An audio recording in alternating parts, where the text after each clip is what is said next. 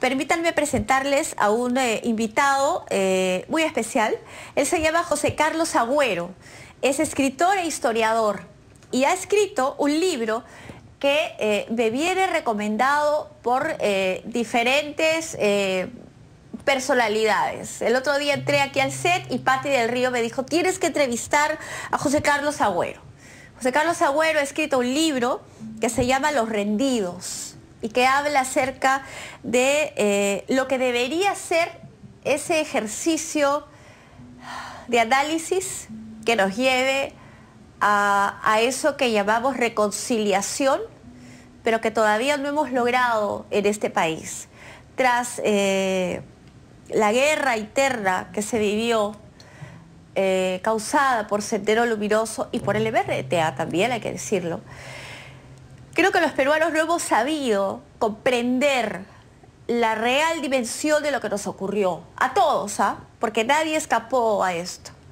Y el libro de José Carlos Agüero, me dicen, yo confieso que todavía no lo he leído, lo voy a leer de todas maneras. Hubiera querido tenerlo para hoy, lamentablemente no lo tengo, pero está aquí José Carlos y nos va a motivar a mí y a todos a leer su libro porque nos va a contar su historia. José Carlos, bienvenido. Hola. ¿Qué ¿Cómo tal? estás? Cuéntanos, José Carlos, primero háblanos un poquito de ti. ¿Cuántos años tienes? ¿Qué estudiaste? Sé que eres historiador, sé que eres escritor. Háblanos un poco de ti. Bueno, tengo 40 años, soy limeño, estudié en San Marcos, estudié historia, ahora trabajo en el Ministerio de Cultura, también me sigo en el IEP, hago un montón de cosas vinculadas al tema de memoria desde hace tiempo. ¿El tema de memoria implica recordar lo que nos pasó como país? Sí, es más o menos pensar qué es lo que un país valora como digno de ser recordable públicamente, ¿no? Y sobre eso siempre va a haber discrepancias, ¿no? Ahí hay un tema, porque en tu libro, por ejemplo, tú planteas una situación interesante, ¿no? Todo eso que tú viviste, hay que explicar un poco la situación, porque José Carlos Agüero es hijo de dos terroristas de Sendero Luminoso, ¿cierto? Esa historia la vamos a conocer ahorita, pero quería partir por lo que tú planteas en el libro. Tú, al ser hijo de dos terroristas que murieron cuando tú eras niño aún, te planteas la siguiente cuestión. Todo eso que yo viví internamente, todo ese proceso psicológico que tengo que superar y vivir, es mi fuero interno, es lo que a mí me importa. Pero eso, publicarlo, contarlo, decirlo, es parte también del análisis que tendríamos que hacer como sociedad. O sea, ¿qué tan válido es que yo me guarde ese dolor, esa pena, ese sufrimiento, esa vergüenza, todo eso que me imagino que sentiste?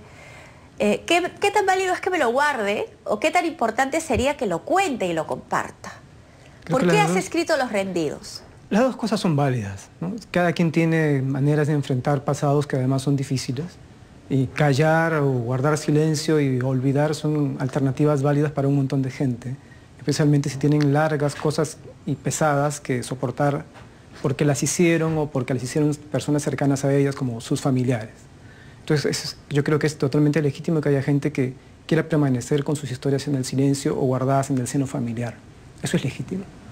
Lo que yo me planteo a través de este ejercicio, que puede ser imperfecto, es pensar que en medio de un ambiente nacional donde tocar ciertos temas es un tabú, ¿no? Por ejemplo, hablar de la guerra directamente, hablar de Sendero Luminoso y de la gente que militó en Sendero Luminoso, hablar de los hijos de Sendero Luminoso, acaba siendo un tema que genera más bien ansiedad e inseguridad y por lo tanto en la práctica está censurado. Lo que podemos hacer algunos, que quizá tenemos mejores posibilidades que otros, ¿no? Es ofrecer nuestra historia, no para que nadie nos crea ni para que esté de acuerdo con nosotros, sino para que se abra una posibilidad o una ventanita de diálogo. Es decir, estoy utilizando mi historia personal porque creo que en el fondo es un tema de debate público. ¿Tu historia personal consideras que es un tema de debate público? Sí. ¿Por qué? Porque tiene que ver con la guerra. O sea, no tiene que ver con cualquier cosa, no es un partido de fútbol, que también es una cosa pública también, ciertamente. No, tiene que ver con una de las peores cosas que puede pasarle a una sociedad. El horror, ¿no? La barbarie, decenas de miles de muertos, violaciones a los derechos humanos. torturas, desapariciones, y no 5, 6, ¿no? Decenas de miles de estas cosas.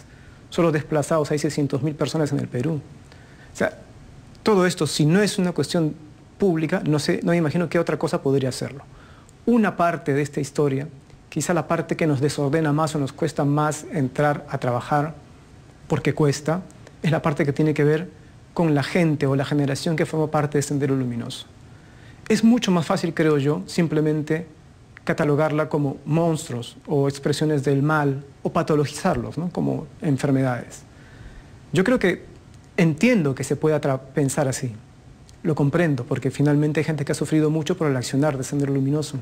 Familias, personas, gente que aún hoy sufre las consecuencias de las decisiones que tomaron la gente que militó en Sendero Luminoso. Y está bien, por eso se puede entender que acabes convirtiendo a Sendero en una caricatura de lo que fue.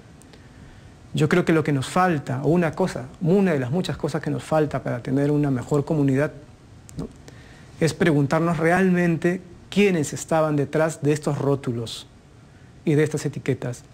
Quiénes estaban en esa generación de los 60s y los 70s y que luego hizo la guerra en los 80 y que pensaba que la mejor manera de cambiar la sociedad para que fuera menos injusta era recurrir a la violencia armada.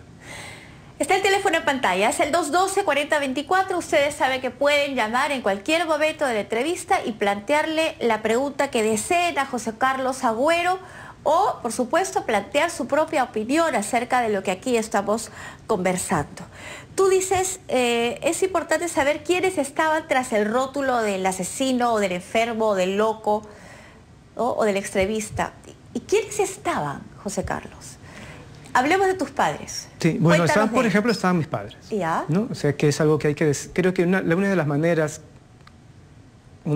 que yo creo que debe empezar por establecerse este diálogo es ser siendo honestos y transparentes un poco a lo bruto. No podemos seguir diciendo las cosas a medias. Mis padres eran senderistas. Y no eran senderistas engañados. O sea, no es que los reclutaron a la fuerza o que fueron superados por las circunstancias, ¿no? Como en efecto hubo mucha gente en zonas rurales que fue así, levada por Sendero Luminoso. No, eran senderistas voluntarios, de gente que ejerció su voluntad porque ya militaba en la izquierda radical de entonces y pensaba, y tenía ideales, y pensaba que el bien superior, es decir, la revolución y el cambio social, para ellos debía conseguirse a través de acciones armadas. Optaron por eso y creo que como ellos, una enorme cantidad de gente de su generación pensaba similar. Ellos formaban parte de este mundo. ¿Y qué eran? Bueno, a los que yo conocí, porque no puedo tampoco pretender una generalización que no me abarca, ¿no?, de la cual no puedo dar cuenta. A la gente que yo conocí no me parecían muy monstruosos. Me parecían, en todo caso, muy parecidos a nosotros, a ti o a mí. ¿No te parecían monstruosos? Claro, ¿te parecían como tú o como yo? Gente normal. Gente normal, gente que tomó decisiones voluntariamente, gente que tenía vida cotidiana, que amaba a sus hijos, que tenía familia, que hacía vida social, que jugaba al fútbol, pero que también hacía la guerra, ¿no? Creo que cuesta un poco aceptar que esto es así, ¿no? Porque es más fácil decir terrorista, asesino, fanático, y no creo que tampoco sean adjetivos del todo mal.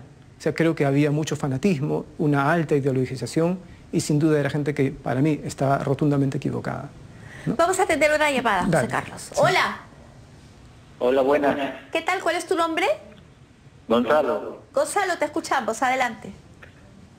Yo creo que no hay reconciliación después de lo que pasó de Sendero Luminoso y el MBTA, para mí hasta ahora sigue la diferencia. No ha cambiado nada, solamente que parece que otra vez la historia se va a volver a repetir, pero yo lo veo de acá unos 5 o 10 años, y es que no cambia nada del sistema.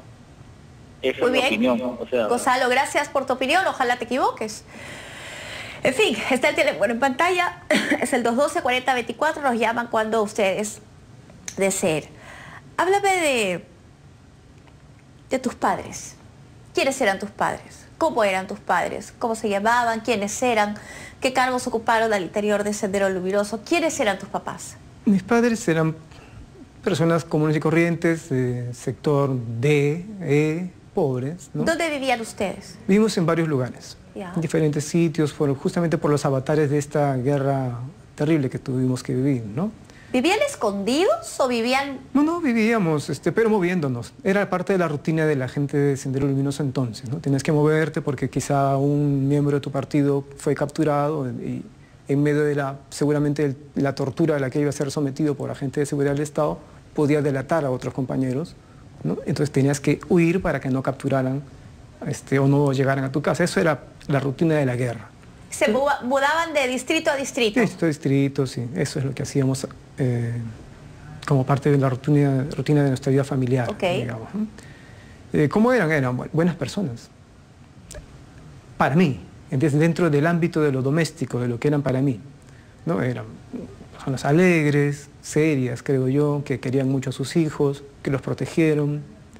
Mi padre estudió ingeniería en la Universidad Nacional de Ingeniería, justamente ingeniería metalúrgica, era un dirigente sindical, hasta cierto momento, luego se volvió, entró a Centro Luminoso.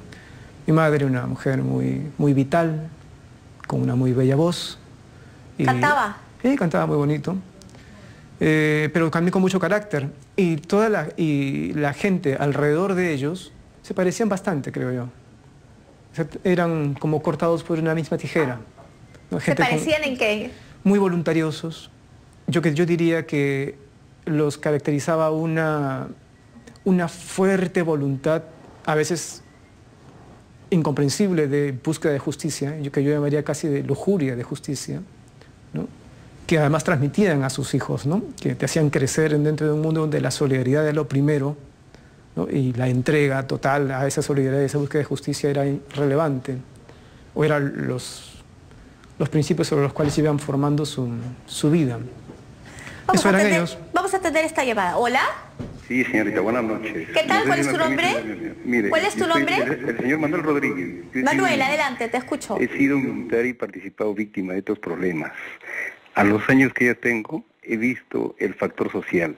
Como dice el caballero, su padre es para cualquiera, dirán, para ser terroristas, el que menos va a tener unas opiniones negativas.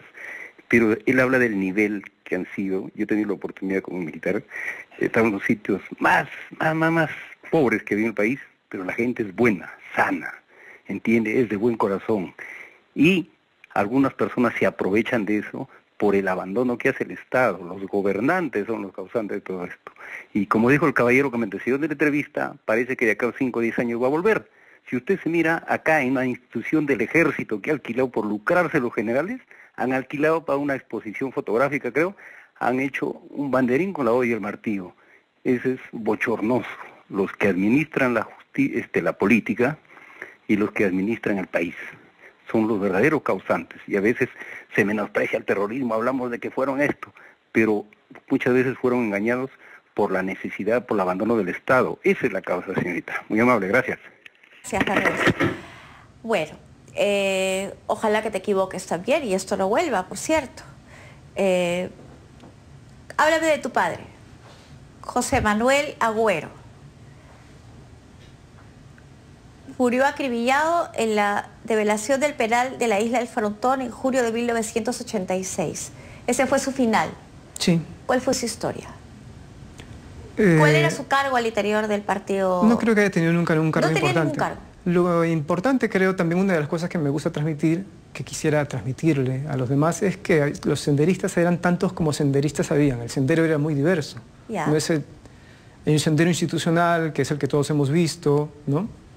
Había Mel Guzmán, el Buró, el Comité Central, lo que todos conocemos, y el resto es una enorme variedad de senderistas tan variado como el país, ¿no? Mis padres eran senderistas urbanos, que vivían en zonas marginales del país, pobres, ¿no? Y mi padre era un militante de izquierda radical, que luego vivió esta época de violencia, fue capturado, fue preso 2 veces. ¿De qué se le acusaba? De terrorismo, ¿no? Claro, pero digamos, ¿participó en algún atentado? Sí, la primera vez me parece que fue capturado por haber realizado pintas, ¿no? Y la segunda en un acontecimiento un poco mayor donde se fueron involucrados armas y murió un policía. ¿En dónde fue? ¿Recuerdas? En Breña. Hubo una pequeña persecución y sí, fue en Breña. Y ahí es que él cae preso. La última vez estuvo preso 2 veces. Y lo llevan al Frontón.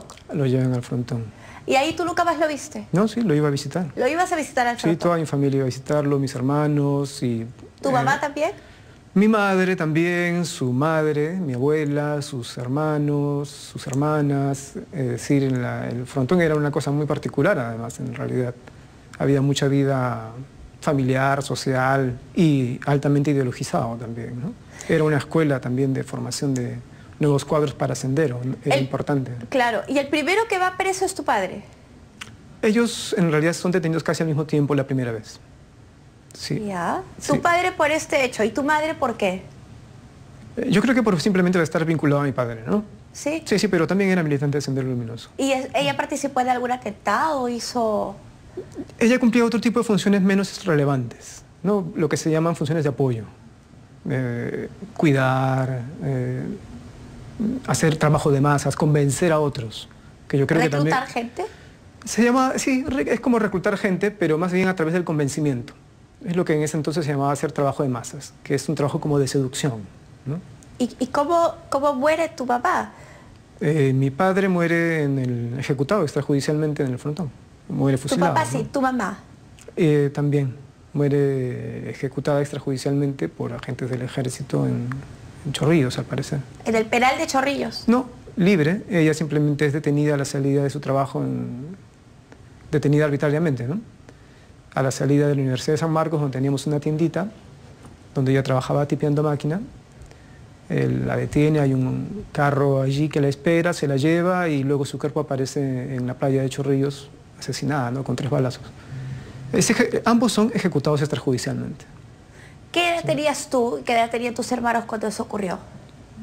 Cuando muere mi padre yo tenía 11 y cuando mi madre yo tendría 17, estaba en la universidad. ¿Cómo viviste esos momentos? ¿Qué hicieron tú y tus hermanos? ¿Cómo procesaron el dolor de perder a sus padres? Entiendo que además no pudieron hacer mucho, digamos, no pudieron hacer un velorio como se suele hacer usualmente por el tema precisamente de que no podían hacer ver que tus padres habían sido terroristas. Sí, claro. ¿Cómo vivieron ese momento?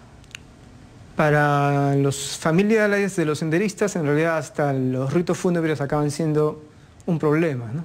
Porque no tienes derecho, en realidad, a formar parte de la comunidad nacional, ¿no? Todo es parte de un secreto, de una vergüenza, hay que vivirlo de una manera rápida, sencilla, vulgar, ¿no? En el caso de mi padre, además, al haber sido asesinado en el frontón, su cuerpo nunca hemos tenido acceso a él, sigue aún desaparecido.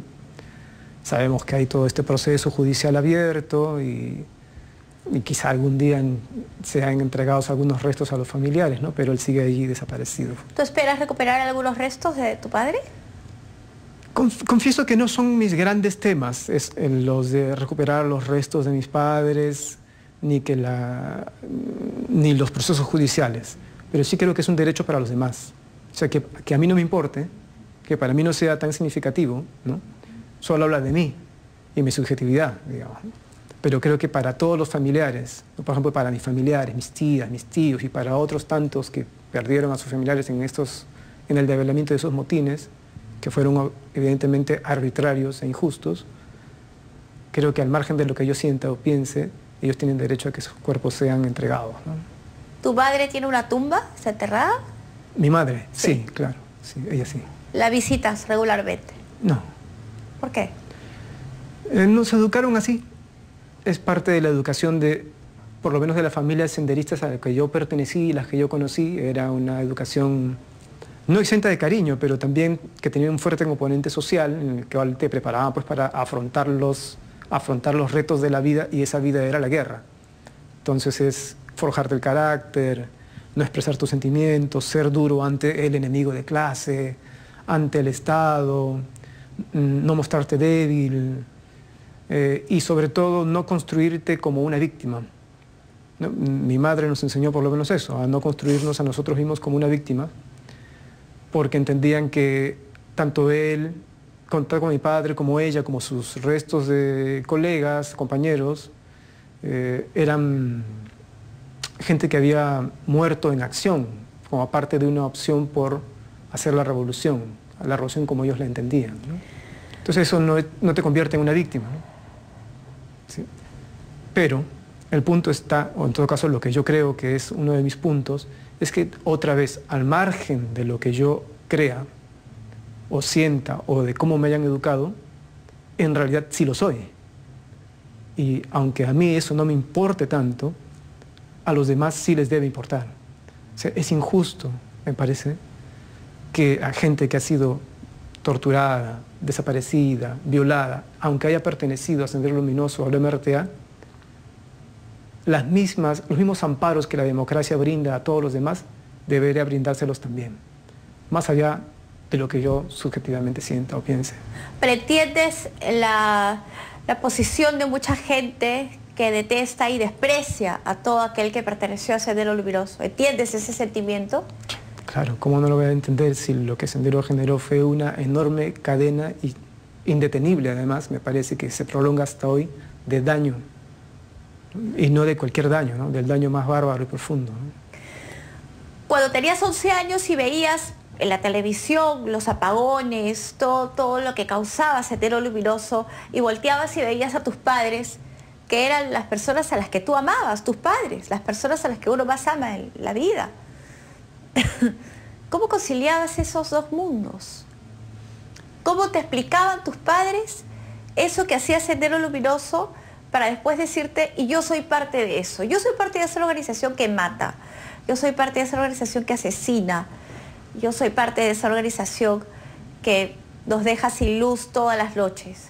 ¿Cómo conciliaban eso? Creo que hay dos cosas que pueden explicarse paralelamente, ¿no? Una es que ese no es el lenguaje que usaban. Ok, claro. ¿No? En principio, el lenguaje que usaban era el lenguaje de la justicia, el lenguaje de luchar contra la desigualdad y acabar con un orden que ellos consideraban extremadamente explotador, ¿no? E injusto.